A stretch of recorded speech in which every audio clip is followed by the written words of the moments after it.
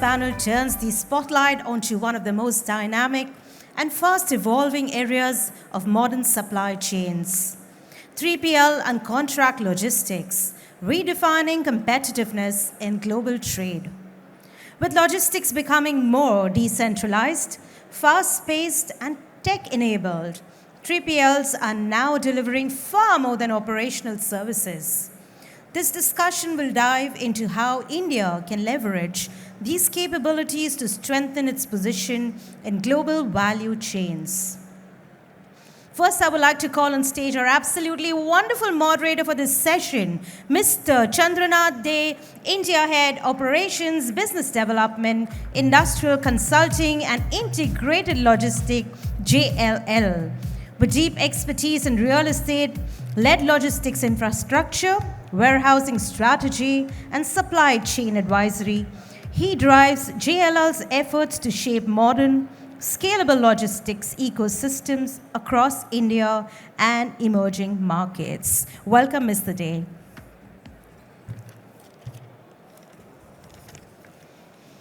Next, I would like to invite on stage Mr. Raaj Jobanputra, Director, GW Group. With experience in freight management and global supply chain facilitation, he contributes to strengthening the company's international trade network and operational growth. Welcome, Mr. Raj.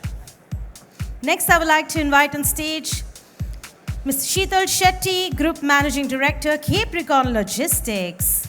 With deep industry experience and strategic vision, has been instrumental in expanding Capricorn Logistics' footprint and reinforcing its position as a key player in India's logistics sector. Welcome, Mr. Shetty. Moving on, next I would like to call on stage Mr. Krishna Parab, Senior Vice President, Business Operations, Encube Ethicals. With substantial expertise in supply chain management, regulatory logistics, and operational planning, he ensures efficient production flow and compliant distribution for complex pharmaceutical products. Welcome, Mr. Parab. Next, I would like to invite on stage Mr. Atul Barve, Vice President, Head Supply Chain Operations, Reliance Retail Digital. With strong expertise in supply chain optimization and large-scale retail logistics, he ensures efficient product flow and timely delivery across the company's nationwide footprint. Welcome, Mr. Atul. Next, I would like to invite on stage Mr. Samuel Albert, Director, Customer Service and Logistics, Colgate-Palmolive. With strong expertise in FMCG supply chain efficiency, warehouse management, and distribution strategy, he ensures timely delivery and network reliability across markets. Welcome, Mr. Alban, and over to you, Mr. Chandranath Day. Have a wonderful panel discussion. Thank you so much. First of all, a big thank you to IICS for giving us this opportunity and this lovely panel that we have here. An amazing session title, if you see contract logistics today, is probably the cornerstone of logistics development, bringing in a lot of efficiency in this space. How manufacturers, like conceptually, right, it is a manufacturer and end user, and the contract logistics companies just tap them or connect these two dots, right? And this is where a lot of value that brings in. Let me bring in a bit of context to how significant is this space of contract logistics or 3PL or third-party logistics players. Very, very fragmented right now. If I understand correctly from players, the more than 40,000 players operating in India currently, right? And this is where the opportunity of optimization comes also in the picture. The larger players, how they are bringing in value, and there's where a lot of competition in this space as such. If you see today, and we compile the warehousing absorption that the 3PL players take into consideration, close to 1/3 of all warehousing spaces are done by 3PL. That means at least 1/3 of all manufacturers are outsourcing their activities to 3PL for logistic places, right? And when it comes to locations, right, we are seeing major play locations in tier 1, tier 2 cities, all locations across the country as such. Like major players, of course, include multinational players, etc. Before we take into the panel, I just wanted to understand from the audience, and want to check how many of these audience are with us with a small audience question, right? And that's about like, in the last 2 years, how many of you have grown your 3PL portfolios or outsourced your logistics to a third party players? Just raise your hand if you have done so in the last 2 years. Raise your hands if you have outsourced your 3PL activities over the period of time.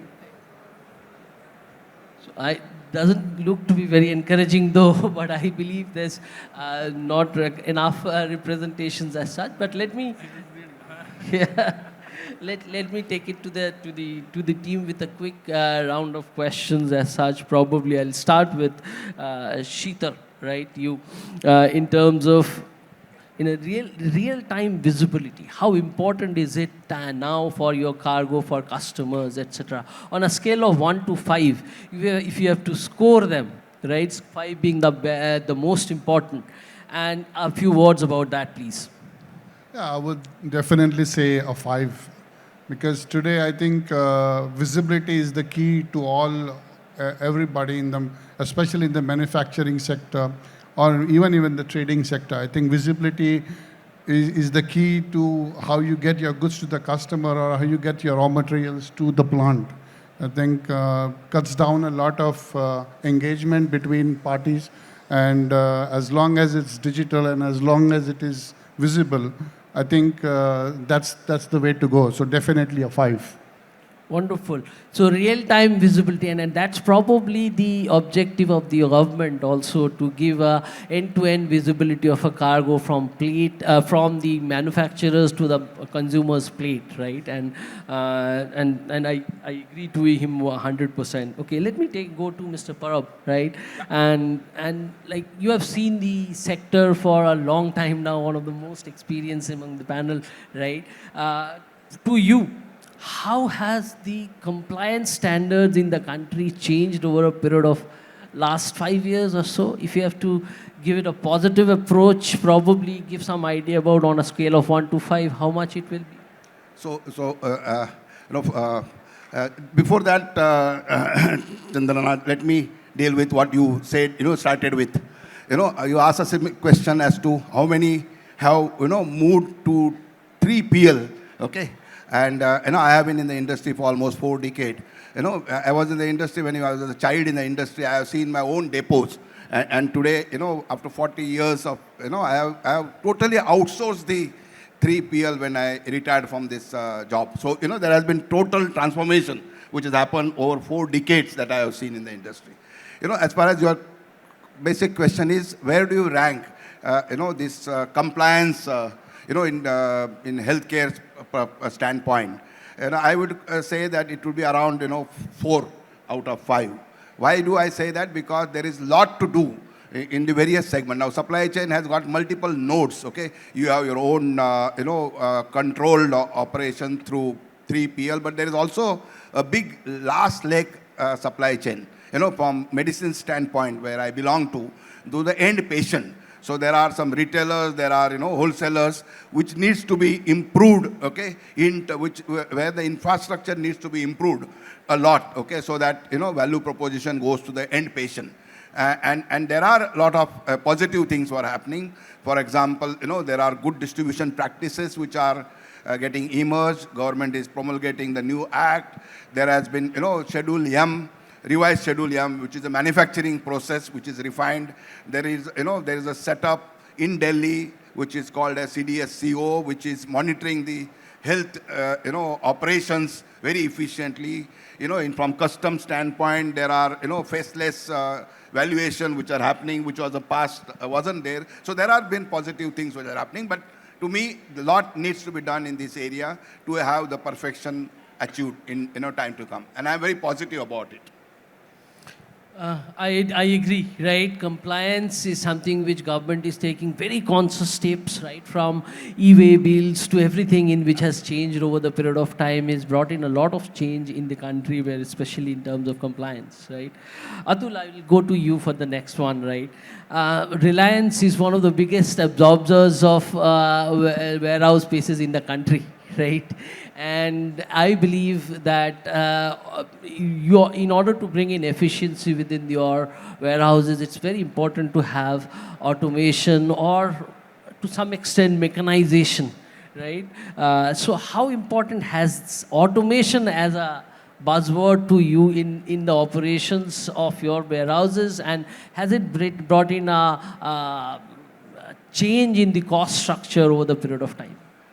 Yeah, I think when we talk about automation, obviously it's always a trade-off between what you have available and what you are going to get by investing such a heavy money. So in India, obviously labor is cheap compared to other countries, and that's where automation becomes a very tough decision for any organization to take, because there is an ROI period which is involved, and that ROI period is always linked to the forecast that you have for your organization for next few years. So I think when we talk about automation, automation is not only for bringing down the cost. It is about enhancing the efficiencies. If we see today, customer experience is what matters, and that is what every company is striving for. So it just can't happen unless and until you have put your foot forward and bring on those new technologies for making that experience more meaningful. So hence automation indeed is required. We do that, and in my previous company as well on this company in current Reliance, we take those trade-offs wherever we need speed, we need accuracy, we need scalability, we need kind of reliability. There definitely, specifically for B2C businesses, we are doing a lot of automation. There are certain product lines which are kind of bulk in, bulk out nature. And that is where still we do certain manual. But yeah, overall automation from a traceability perspective, from overall giving that experience perspective, it is indeed very, very important. And on scale of 1 to 5, we are going for it at a 5 level. Oh, wonderful.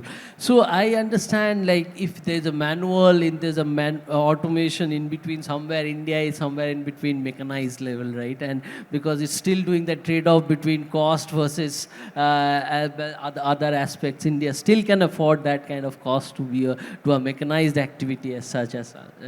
Just to add in this, so what alternate actions we take is there is always being called as a hybrid automation. So what it means is basically you don't need to automate everything what you do, but automate wherein your one is obviously ROI and second is overall experience will go up, which will eventually help in gaining the more market share. So for example, in our business, large products, we may not go for automation, but for small parcels, we go for automation. So this is the trade-off is what we do. Oh. Yeah, indeed.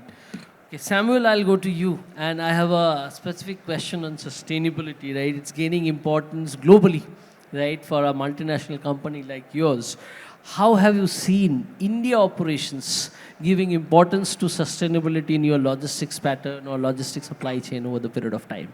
Scale it over a period of 1 to 5.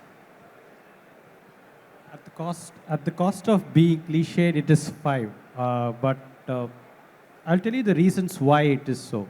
If you just think about the global investors or looking at sustainability for a company like us, there is a clear call out of strategy that is with clear milestones, backed up by SBTI approved goals, so science-based technology, the SBTi-approved goals, which has been taken into a scope of where what you will do in 2025, 2030, and then 2040.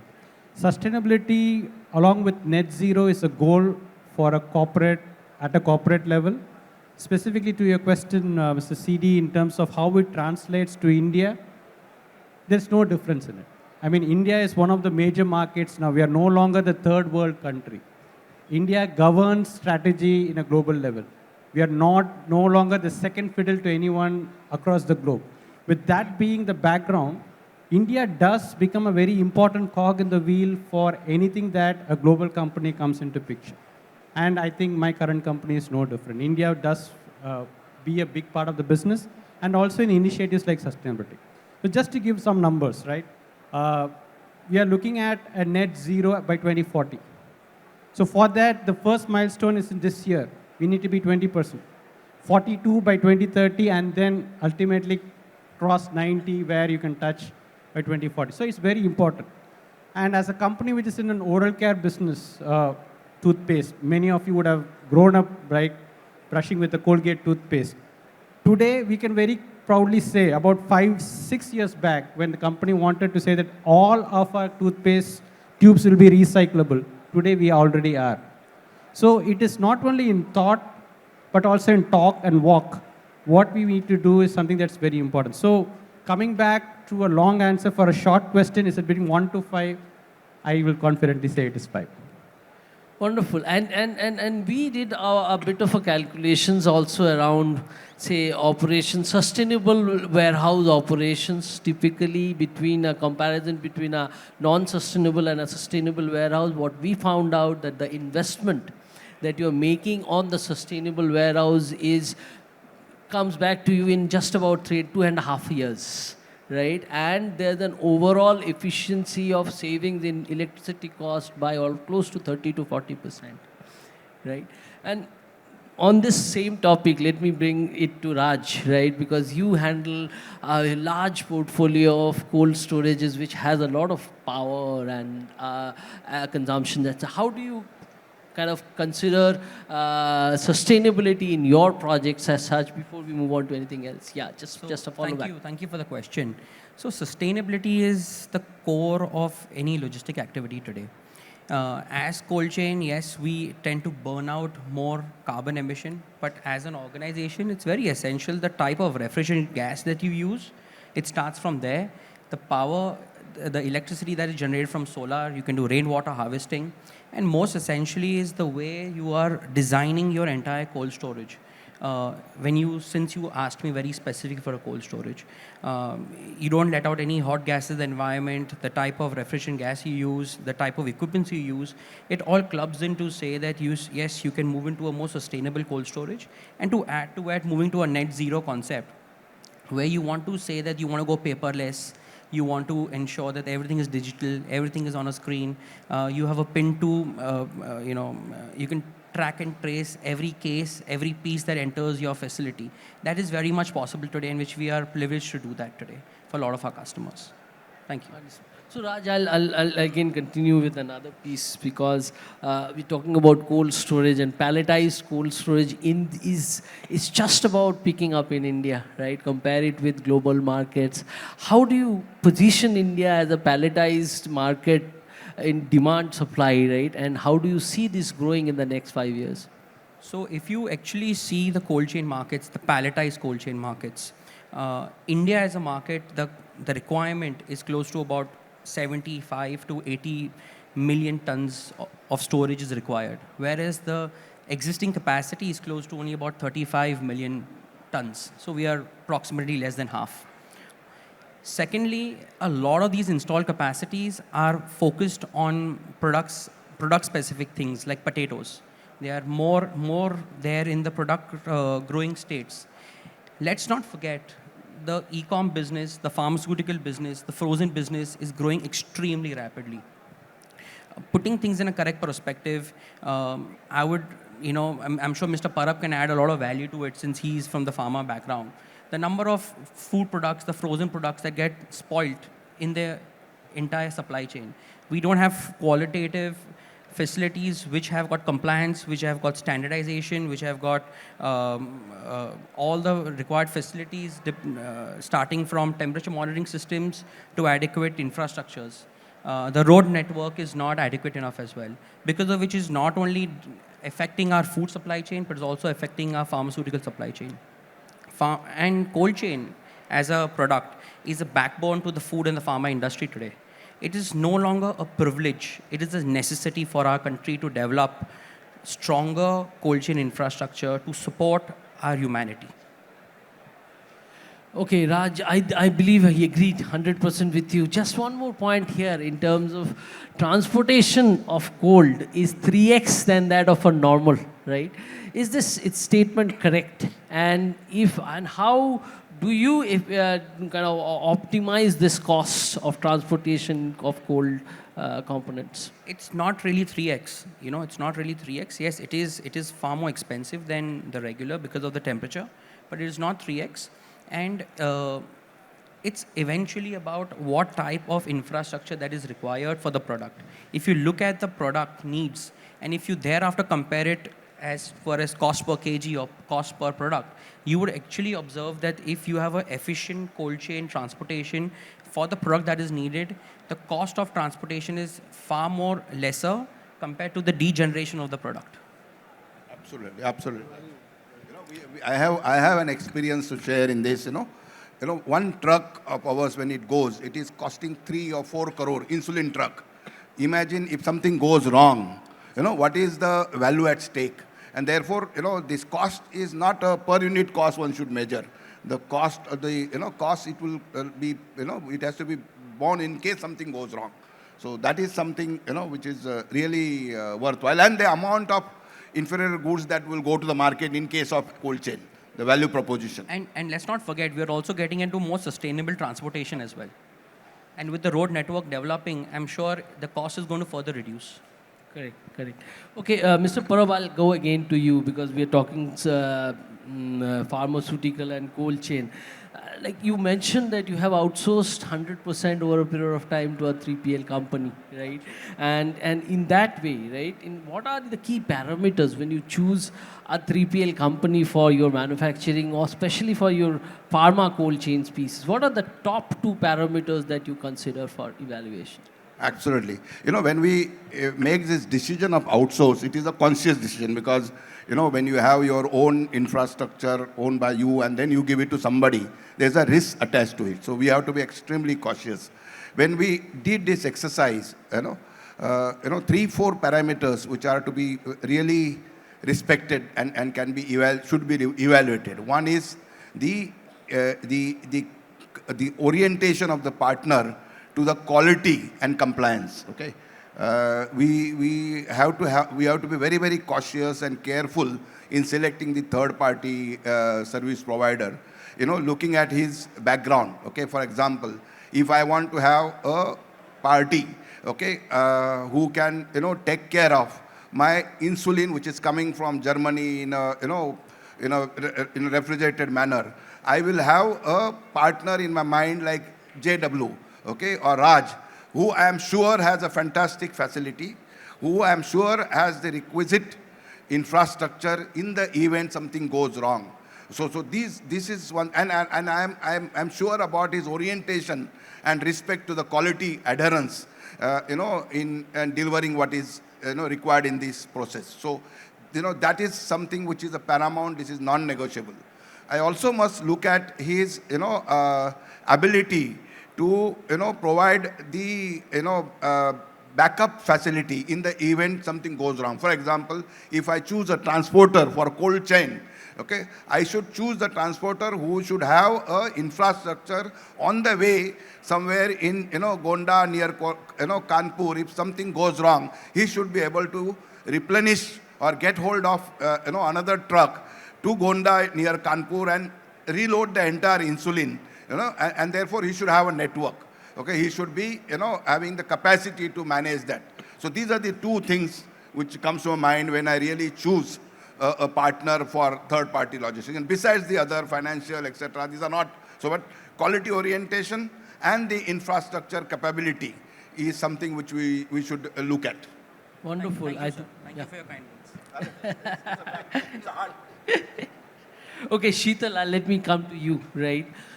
Manufacturers always consider logistics as an extra cost, right?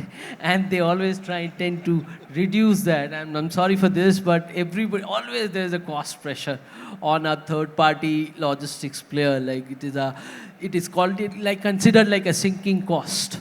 How do a 3PL player like you focus on value creation rather than cost reduction in your facilities or in your offerings as such? That's a good question, because I think I have some potential customers here because not many raise their hands that they're outsourced, so they're still fence sitting here. So maybe I can sell it to them. Thank you. But I think generally we were discussing, contract logistics in India has expanded to a level where, I would say there are at least more than 50,000 serious players in the contract logistics. So already we have seen a transaction from a godown to a warehouse to a 3PL. And now, of course, we are looking to see how we can differentiate from the others. So we as an organization would definitely like to move from just a transactional based organization to a strategic engagement with the customer. So for example, now many of our customers, we participate in their quarterly discussions, so we are not just talking about a warehouse, but we are part of the planning process. So, we are adding value in that respect that quarterly we know what the numbers are, Second could be, how the analytics. Demand forecasting is become really important now for the customer. So now when we are talking to the customer is asking us that demand forecasting should be also a factor that they should put across or, get the company into the numbers. This helps, so that's another one. And then, of course, the most important aspect is also technology. So how do you get technology into the business? Technology would enable you to have, basically, as I said in the first, visibility. You get visibility. Demand planning, forecasting comes from technology. We are looking into, of course, as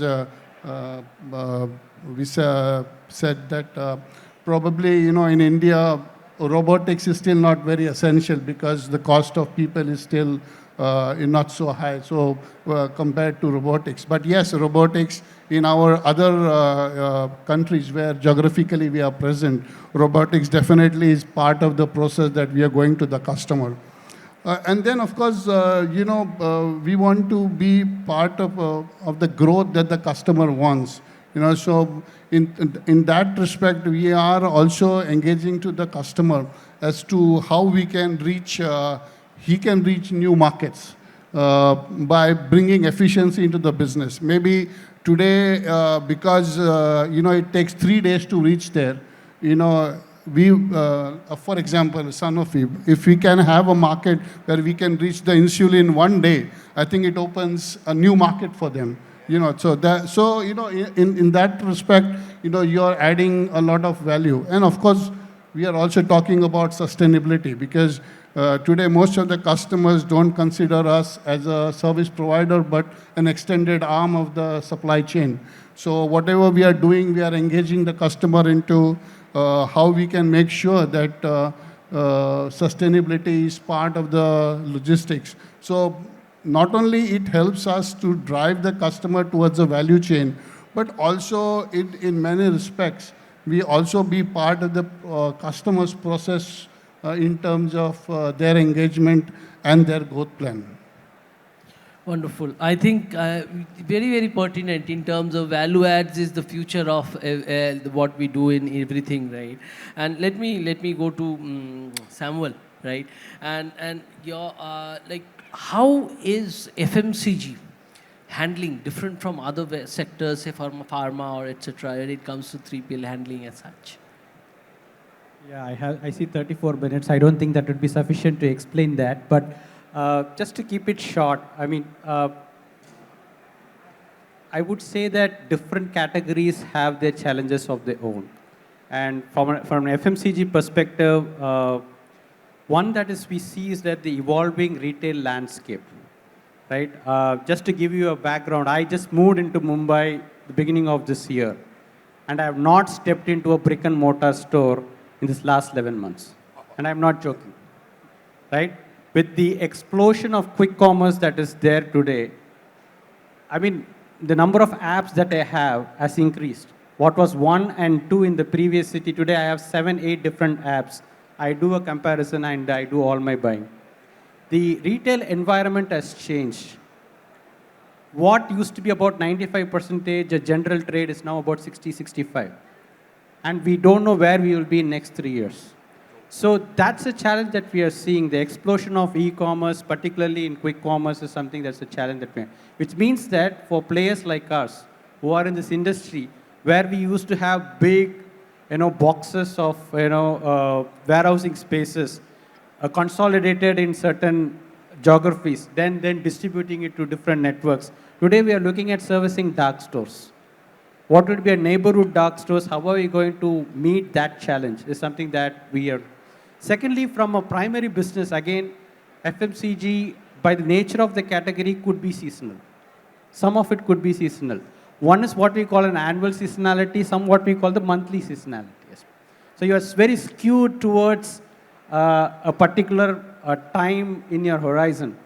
That would mean that you cannot plan for an average, but you need to plan for an exception of an average, which would mean that you obviously cannot plan for the max, that you'll burn a lot of cash in that, but you plan for an exception of an average. So that again brings in a lot of complexity. The third one is that being in a category like where we are, in oral personal care category, we are cosmetics, but we are touching the pharmaceutical space.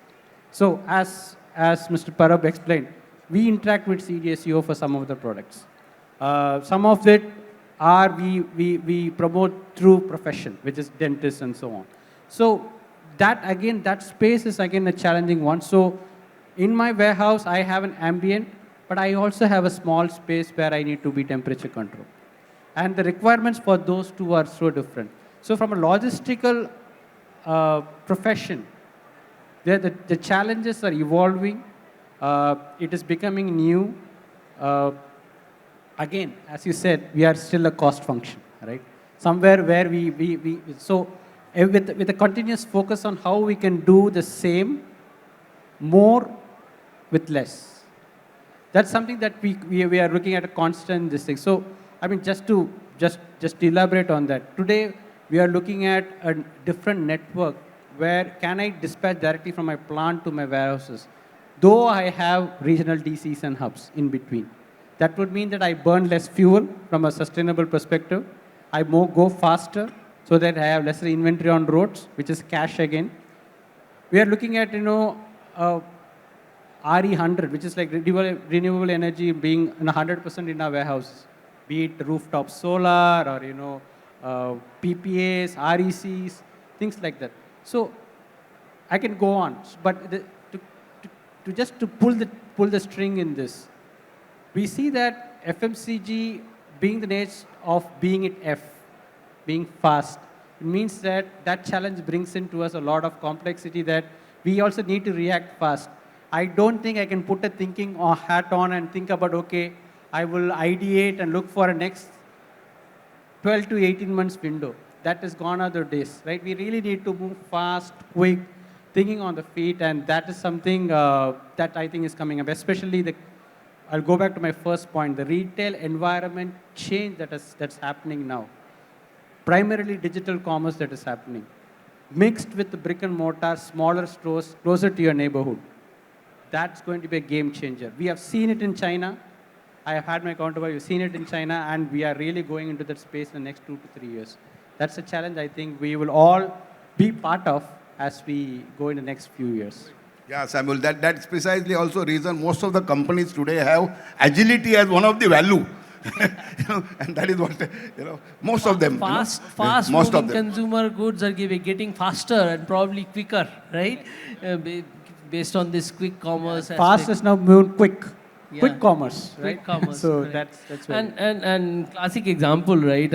I now we have people, housewives who probably have tea on the kettle and just ordering the biscuits or sugar while it's still boiling, right? So 15 minutes, 10 minutes is what we are seeing delivery, which is unprecedented, unheard of in Western countries, right? In US, somebody hears about that, a 15 minutes delivery, you get 30 minutes food. It's impossible. In Japan, it's impossible. You have to walk out to the next 9-11 store or 7-Eleven store, right? And do your shopping if you have to do it in 15 minutes. Okay, so a lot of traction in terms of how the sector is evolving or the retail space is evolving. Then let me take it to Atul once again, right? And here I'll bit of a deviate from on the transportation piece, right? The biggest piece is the transportation in terms of cost for any logistics players. And we know that probably road is the highest when it comes to road transportation is highest when it comes compared with rail versus road, right? So multimodal logistics or shifting from a road to rail, how do you see this happening in the next 5 years as such for your set of commodities in retail and as such, space? So I think from retail perspective, we need to be near to the customer and we need to ensure that the goods are served within no time, as Mr. Samuel said, and everyone is agreeing to it. Obviously, this is an era of quick commerce wherein we need to have merchandise on time at the nearest distribution points. And that is what is being success of quick commerce in India, which Western countries are still evaluating the options on how India is doing or what is the secret. So I think from overall, when we are talking about dark stores or when we are talking about the near to customer distribution centers, what is most important is the inventory carrying cost. And inventory carrying cost can come down only if you do the right demand planning. And second, you keep as minimal in transit inventory as possible. And to do that, obviously the network, only road network would not be sufficient. You will have to get into multimodal, specifically for global organizations. It is the kind of time which gets vested in custom clearance or time gets in forward movement through road. Obviously, that creates a kind of additional in-transit inventory, which can get negated if the multimodal parks or multimodal transportation is being used. And hence, we see the surge of multimodal facilities which are coming up in multiple places. I think Raaj is also having the similar kind of multimodal facilities. So these facilities and these modes are definitely going to help because your overall in the value chain, when we talk about right from raw material till the end product delivering to customer, the transportation plays a very, very important role in terms of the inventory cost as well as kind of avoiding losses because kind of business where it is like cold storage or insulin business which Mr. Parab spoke about. There is a more than transportation cost, it's about loss. In case if anything goes wrong, what is that cost? So I believe this multimodal transportation is definitely going to be a game changer going forward, specifically for the states. And I'm sure many of the FMCG companies are doing for Northeast and other places wherein road transportation is still not in a good condition and the rail transportation is getting used. Apart from that, there are multiple projects which are happening wherein ocean transport is also getting considered in India. Coastal shipping. Yeah, coastal. Okay. So I think those things are happening and I'm sure that will be a huge value add for the organizations who are looking for, one is always reaching to the customers faster, at the same time optimizing their costs. One point of view to share, Yes, please. there are some, while 70+% is through road, there are certain pockets where one can really institute rail, okay, which is emerging, which is improving. Of course, few years back, rail wasn't that efficient, but of late things are changing. So, Northeast is one area where, we used to take 15, 20 days to reach the truck, okay, or sometime 1 month, and then there used to be road blockage. So we then, for normal goods, we instituted rail, and it was very essential, very efficient.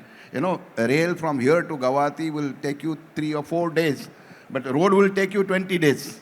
So just imagine the value, okay, that you derive. Of course, securing while transit used to be a challenge, but if it is handled well with, specificity to be mentioned during the, handover of the consignment, it is to be very, very beneficial, and that continues even now. So there are some points where rail transport is efficient. There are some points where, ocean can be instituted from, some states. And obviously, road things are also now, improving, given the infrastructure, quality of roads. Things are different, okay? So things are all improving in India as far as the transportation is concerned. Yeah, and I do agree with you. And if I pull in a few statistics in this frame, right? In India, the average speed that a road achieves is close to 40 kilometers per hour, whereas train achieves just about 25, because passengers are given priorities over cargo, right, on a track.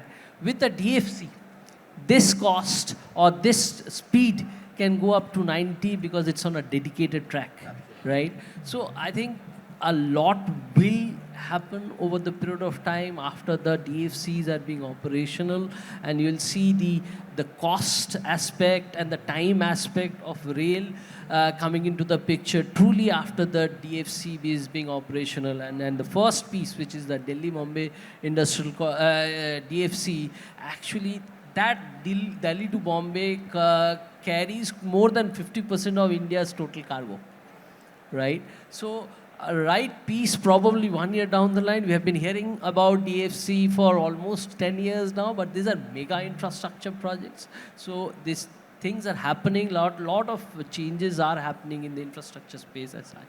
Okay, yeah. I have one question to Atul. But Yes, please. considering the nature of your cargo, do you think you are still ready for rail handling? Rail handling? Yeah. No, so as I said, I mean, if I consider current retail business, we don't have the need of rail business, because obviously we are not into manufacturing. But then if I talk about my other concern, which is Reliance Consumer Products Limited, which is Campa and others, I'm sure there is a huge scope for such kind of transport, rail transport. Specifically, I would give an example on the Lay's Pepsi, because that's basically a volumetric product, and if you move it by trucks, obviously your transportation cost is gonna very high. Right. So there was an initiative which was being driven to move those by rail. And then since that is basically a distribution B2B product, it gave a huge impact on cost, because when you move by rail containers, it's the overall cost was quite less. Specifically when there is a longer distance to cover, when you have to cover northeastern states, or when you have to cover fag end of Orissa and others, what is being observed is that the overall cost proposition has come down really well, considering even bit of a higher transit as well. So, because for us as service providers, the one worry about rail has always been the handling. The challenge has always been the handling. correct. Otherwise, you are absolutely right. In terms of transit times, it's absolutely a no-brainer, I think. In terms of multimodal, two things. One, government has come up with this ambitious goal of about 14% of a GDP contributing to logistics by building multimodal infrastructure and multimodal infrastructure product. The ultimate goal is to go down to 8%. So I think there will be some traction in this. At the same point, rail need not be faster always, need not be cheaper always. But because today's theme is again slightly, talking about sustainability, but certainly more sustainable in terms of, CO2 emissions and so on. Yes. So in that way, I think multimodal really comes into our picture. If we need to be compliant on certain aspects of sustainability, certainly rail does come into picture. I mean, there were talks about moving from Mumbai to Kochi via sea as well. Multimodal is just not a tick box to make now. It's something that's coming really to us in a different, even providing some cost benefits as well. No, I completely agree with you, sir. We had a very classic example that we just did right now, wherein we were able to consolidate our customers' cargo from 3 different plants of theirs in Maharashtra, consolidate, put it into, stuff the cargo into our containers, and move it on rail to their plant in Haridwar, right? So by doing this, we were able to add the sustainability value, we were able to add the cost structure value, and we were able to give them complete visibility as well. And we were the first guys in India to do the automobile spare part transport via rail, which we Correct. just did 2 months ago. Wow, that's great. And let me pull in also some statistics here, right? As you rightly mentioned, might not be always be costly, because it's cheaper, faster, but cleaner is probably the most important aspect. One train takes 70 trucks from the road, and that's at least 10. Only just about 10% of the overall energy consumption is if you shift to from road to rail, right? So there's a no-brainer that road to rail is a cheaper, cleaner and faster solution. And every supply chain players, for them it becomes easier, but there are concerns around handling, as you rightly mentioned.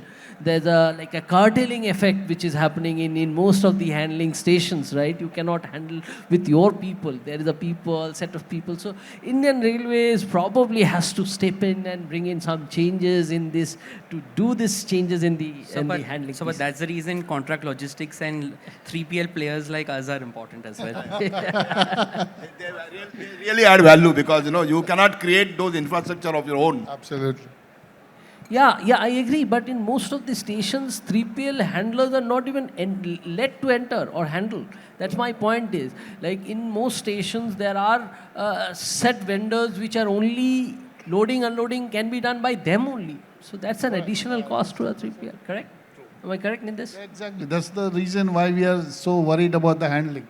Correct. Okay, let's go to Exim. And Raj, I'll come back to you in this piece, right? You handle spaces which are both domestic and Exim cargo, right? In terms of how do you see Exim and the regulatory framework of Exim in an SEZ and FTWZ has moved, and how do you see this going up in the next few years as such?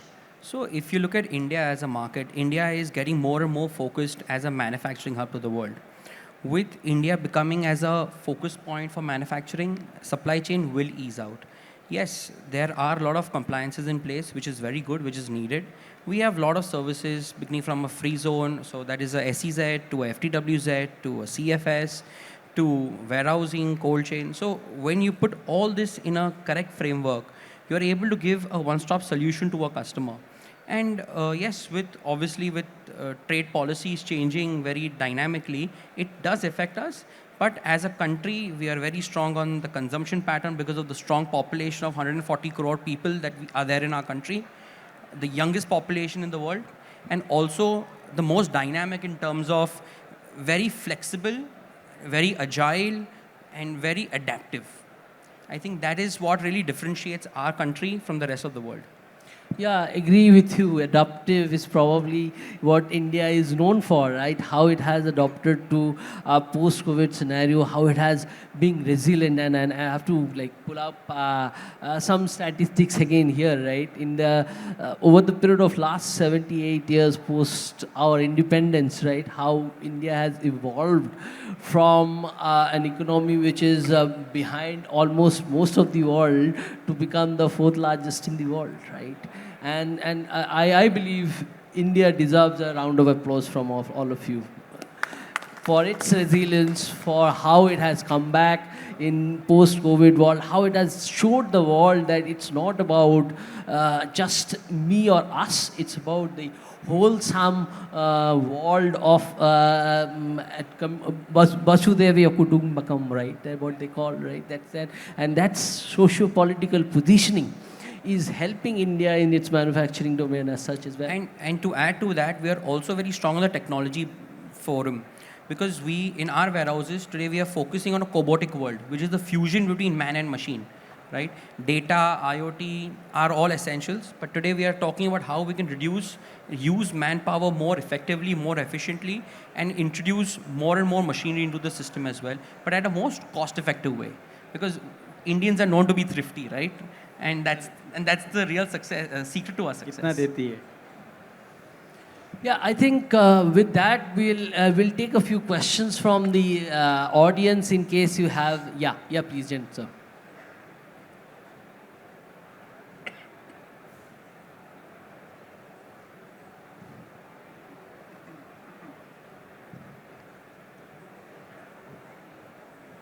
Hello, you hear me? Yes, we can. No, I am SP Singh from New Delhi, and I am in this road transport and automotive sectors for almost 45 years. Now, when the discussion, this competitiveness and redefining it started, it was all on TPL, third-party logistics, and it has then rolled on to roadways and railways, and their competitiveness between each other and how it is good for the manufacturers or the distributors, No, the situation is very well that we are very close to Ministry of Road Transport and Industry and Ministry and Railway Board also. We are discussing that what is the core competence of each sector. They should perform best in that first, What is happening is the railway was having in 1951 87% market share. Now today they are having 21% market share. Why? Because they could not deliver the goods what the transporters could do it, And till date, even if when you have mentioned from Mumbai to, Guwahati, the entire railway setup does not give any commitment on how much time they will take. Unless, you take little more time, Mr. Day, you take little more time, but you should give assured. If the road is taking 7 days, you are taking 10 days, but for 10 days you should be sure. There should not be. In 1969, the railways from Calcutta to, then it was not Kolkata, we used to pronounce like, from Calcutta to Delhi, they had a QTS service, quick transit service, and they were delivering on the 6th day, all the cargo. Any type of cargo, you book it, and in Delhi, and this QTS service was across the Golden Quadrilateral. And now today, they are starting same service on a trial basis, having stopped that. So question is, they don't need the things railways are doing. And no businessman can depend on such type of planning that they will afford. Railway can move coal, iron ore, everything, bulk cargo. But moving general merchandise, high cost value products, even cement, they have tried to come out with the 90 rupee kilometer, tonnage rates now. But within last 10 years, they have lost 20% market share to road. So question is, costing is not a straight line method. If goods are reaching in 5 days on road and assured without damage, which you have been raising the issue, Mr. Shetty, if that is there, the businessman is very discreet why he is paying more. He is not so stupid that he will pay 20 rupees a kg for him and railway is giving 12 rupees a kg. So when we start the debate on the rail and road debate, for that we need to have a separate session. That's what I'm saying. Thank you. Thank you so much. And Thank you for your insights. You are absolutely right, and this is what the point we are making is that the Indian Railways is still, ready for bulk cargo, but specific cargo, clear lead times, and a proper handling, maybe a cargo center, at their main hubs, how to receive cargo, how to deliver cargo is something that the government needs to evolve and take it forward. But as we said, it's a cheaper and a very clean way of transportation. And seeing at India's extensive rail network, I think it's an opportunity that we cannot just ignore. And if I follow the National Rail Plan, right, it says by 2040, or 2030, sorry, at least 30% of all cargo, they want to move to rail, right? And although it seems from an 18% to take it to 30% is not that easy. And what I see in terms of commodity types that is shifting more from road to rail is the parcels and boxes. That means what they are planning as per the National Rail Plan to take the e-commerce from road to rail, right? If that happens, that only the reason why how a restructuring of the overall piece can happen, right? Okay, any further questions from the team? Yeah, there's a raised hand here. My question is to the panel. How realistic is it to expect a year-on-year cut in cost after, say, 2 years, and when the contract period for a 3PL or a contract logistics is only about 3 years? Because like Raj said, if you're getting in automation to cut down on, bring in efficiencies and cut down cost, the amortization and the depreciation of that will take you at least about 5 or 10 years to actually recoup that. So the contract period is only for the first 3 years and then maybe extendable. But at that time when you're signing the contract, you're not sure whether it'll go beyond 3 years. So how realistic it is to expect a year-on-year cost reduction in logistics, in 3PL and contract logistics? So I think generally you cannot expect now a direct cost reduction, that maybe you are paying X and 3 years later you are going to pay X minus. And it was part of my question that was asked to me, how do we go from a cost-driven to a value-driven? So I think year on year, I think the value that a 3PL will add will ultimately result in cost savings, and that would be, an indirect way, but much more cost reduction over a period of time. So I don't think realistically, if you are paying X today, you're going to pay X minus. I think India is now has to evolve as a consumer, and just not just decide who is the cheapest. And as Mr. Parab said, we have to evaluate as to who is going to add value to your supply chain and help you in the long run. On that basis, you will evolve on a more efficient 3PL partner.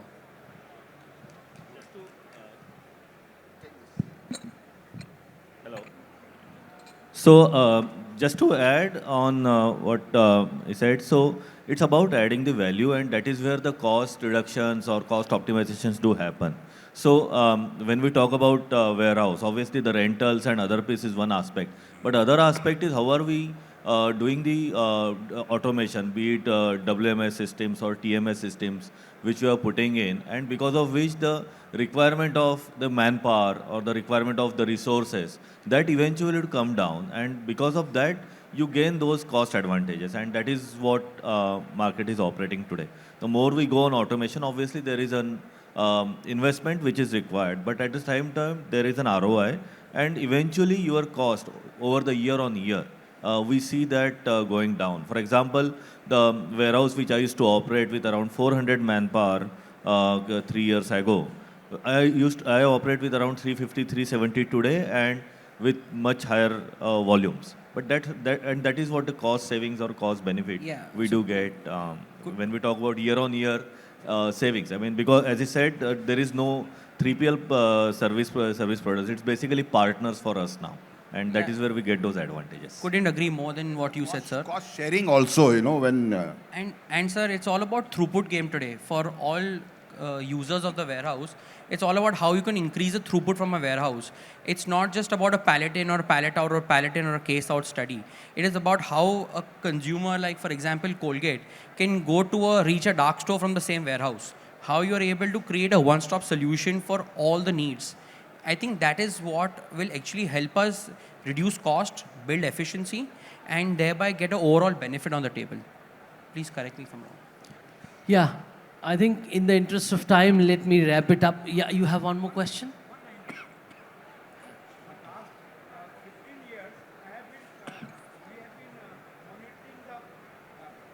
we have been monitoring the freight structure on gas and oil.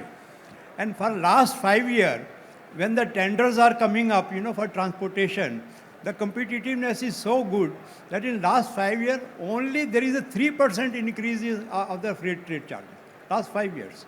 So things have become more efficient, more people are properly competing, and these are more hazardous goods when people are carrying them safely also. So when our friend raised the issue that how it will be directly impacting, I am giving you the direct impact also. We have better vehicles, we have better machines, and we have more trained drivers. That's the. Thank you. Thank you so much, sir. So let me quickly wrap in the interest of time. I'll just pull out some keywords that I've picked up from all of you, right, during our discussions today. Automation, ROI is the thing that we are still looking at. Speed, scalability, and hybrid automation is the future, right? As currently what India is practicing right now, instead of a full robotics. Sustainability, 5 out of 5 scored in terms of sustainability measures, almost everybody is giving, because it is not about just the saving or cost that you put in today, it's about your responsibility to the environment. In terms of cold storage, I pick up that is a very much underserved market with just about less than 50% of the demand is serviced through of palletized, sorry. The requirement is 6 out of 5, not 5 out of 5. Yeah. Okay, so 80 million square feet of demand as against a 35 million ton of supply, right? So there's a lot of play to be made by, so any developers in this space would definitely should be looking at this space, at this. Raaj is definitely doing a good job over there. 3PL selections, I pick up orientation to quality and compliance and your capability to firefight critical situations, right? And for value additions, we are seeing value-added 3PL services like 4PL, analytics, forecasting, technology increases to how you can help customers to reach larger market in a smaller time frame. Right, that's what it's helping. Multimodal logistics park or a modal shift from road to rail. What I pick up, yes, it is happening, but only probably for selected commodities, selected space. Right, there's a lot to do in terms of organization of the space and handling in the rail to road interfaces. Right, SEZ, FTWZs also emerging at a fast pace. Robotics, I hear from you in terms of what's happening in terms of automations, etc.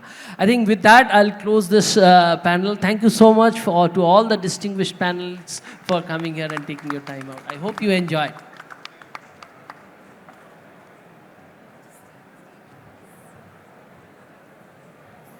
So many people in the audience and such a small applause. Can we have a bigger round of applause for our absolutely wonderful panelists today?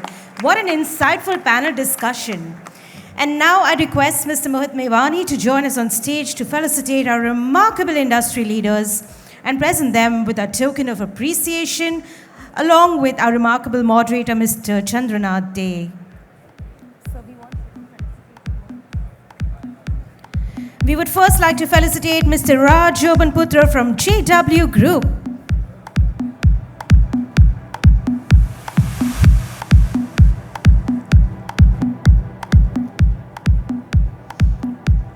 Next, we would like to felicitate Mr. Sheetal Shetty from Capricorn Logistics.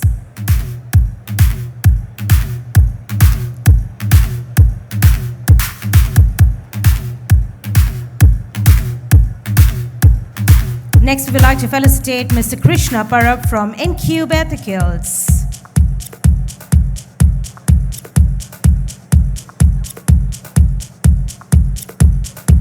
Next, we would like to felicitate Mr. Atul Barve from Reliance Retail Digital.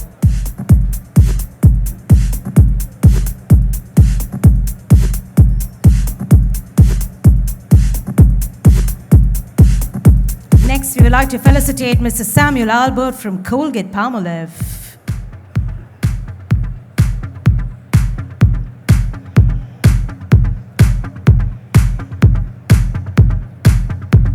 And now, we would like to felicitate our absolutely remarkable moderator for this session, Mr. Chandranath Dey.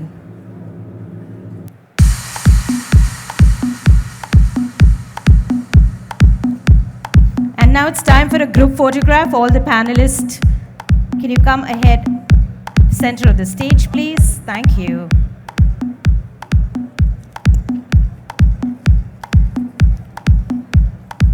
Can we have a smiling photograph? Everyone smiling, please. Thank you.